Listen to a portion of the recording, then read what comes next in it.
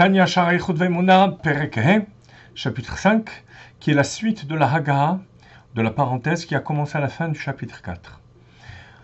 Où Admorazaken continue sa définition de ce qu'on appelle le Tzimtzum.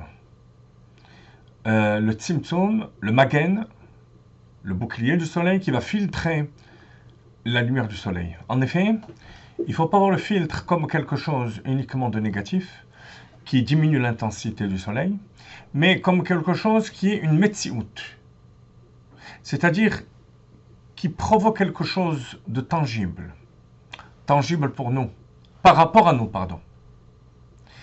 Et qu'est-ce que ce bouclier? Qu'est-ce que ce tzimtzum? Ce sont les otiyot, ce sont les 22 lettres qui composent les 10 paroles avec lesquelles Dieu a créé le monde. En effet, ce tzimtzum des otiyot n'est pas seulement une manière de filtrer la lumière, mais une manière de donner de la couleur, de donner de la forme. Donc, quelque chose de tangible par rapport à nous, de nouveau, à cette lumière. C'est ce qui va permettre à ce que la lumière prenne forme. Et avec ce principe, Admorazaken va nous expliquer un Mamar Chazal, une parole de nos sages, que l'on va tout de suite citer. Perek Evin et Al-Zamurazal, Bitrin ala b'marshavo livrato alam b'midatadin. Avec ça, on va comprendre ce que nos sages disent, qu'au début, Dieu a voulu créer le monde avec midatadin. Ra'a shena olam mitkayem, il a vu que le monde ne subsistait pas de cette manière. Shitevbo midat rachamim. Il y a associé l'attribut de miséricorde.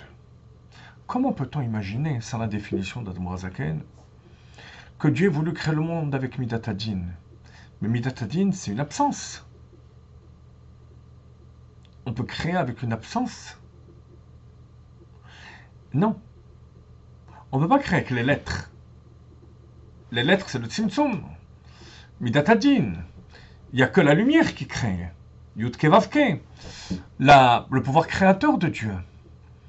Alors, d'après la définition d'Admorazaken, tout marche très bien. Quand on parle de midatadin, c'est la lumière qui prend forme à travers les otiyot, avec les lettres. Voilà avec quoi Dieu voulait créer le monde au départ. Avec la lumière résiduelle qui va prendre forme à travers les lettres, qui va donner les milliards de créatures diverses les unes des autres. Il a vu que le monde ne subsisterait pas. Tout aurait été figé, dur. Il y a introduit Midat HaRachamim.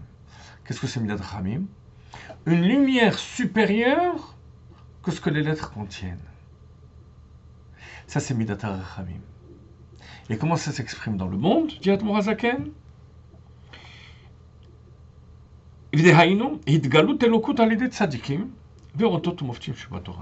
C'est le dévoilement de Dieu à travers, au moyen des tzadikim et des miracles de la Torah, ajoute Admorazaken. Donc, tous ces miracles, qu'est-ce que c'est? C'est une lumière supérieure qui est contenue dans les lettres, n'est-ce pas? Qui va prendre aussi forme grâce aux lettres, mais qui ne va pas être limitée par les lettres. La lumière, le feu par exemple, peut être aussi de l'eau. L'eau peut être de la lumière. L'eau peut prendre la forme d'une muraille, Kriyat Yam Souf. Donc, c'est plus que la lumière qui se fige à travers les lettres. Et ça, c'est Midat HaRachamim. Et Admorazaken ajoute Sheba Torah. Ça veut dire qu'il ne faut pas comprendre que Dieu a d'abord créé le monde avec midatadin et après, il a introduit l'attribut de miséricorde.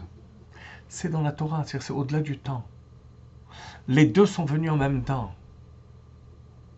Mais à la différence que la midatadin va être dévoilée au début, Bereshit bara Elokim, et lorsqu'on voit en profondeur, à travers toutes les créatures, on voit cette capacité de mouvement, de changement qui est due à Midat HaRachamim. C'est ça que Dieu a associé à Midat HaRachamim. Il reste quand même une question. Comment réunir deux midot deux attributs complètement opposés l'une de l'autre. Chesed et Gvura.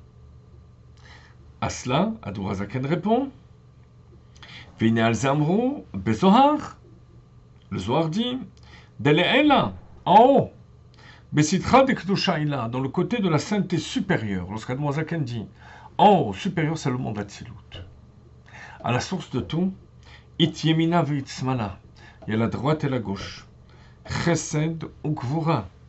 Bonté et rigueur. Qu'est-ce que le Zohar veut dire par là? Les deux sont des attributs qui dépassent l'entendement. Et le fait de donner et de retenir là-bas, ça va ensemble. Au niveau de l'être humain, donner, c'est le chesed, retenir, c'est la gvura, ce sont deux choses contradictoires. Au niveau de Dieu, il peut y avoir dans les mêmes lettres qui limitent la lumière, en même temps la capacité de dévoiler une lumière supérieure. Bonté et rigueur dans le même mouvement. C'est avec ça que Dieu va créer le monde. Vous voyez, chers amis, l'enseignement pour nous, c'est qu'il faut voir le monde de cette manière. En od milvado, il n'y a rien d'autre que Dieu.